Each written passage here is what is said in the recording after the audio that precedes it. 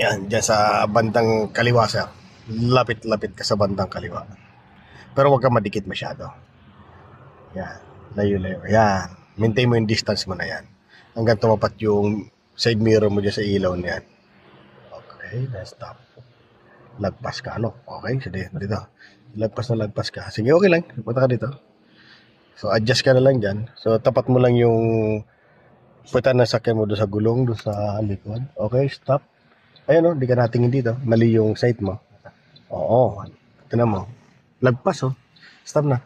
Lagpas. Nakita mo yung tinan mo yung side ng sakyan mo. Lagpas. Tinan mo sa gulong dapat, oh. Mm. Sige pa. Gulong nung Yes. nakatabi. Yes po. Okay. Yan. Ayan. Yan. Then dapat, no? Then, Wala. copy kita.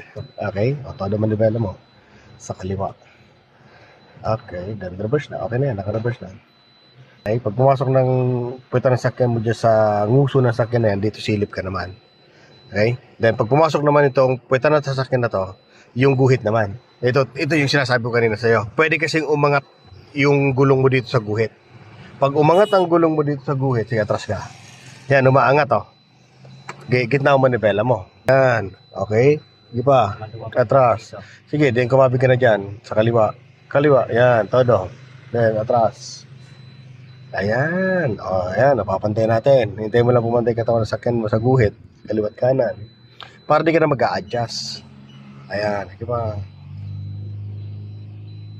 Yan. Pantay na. O, gitna mo na.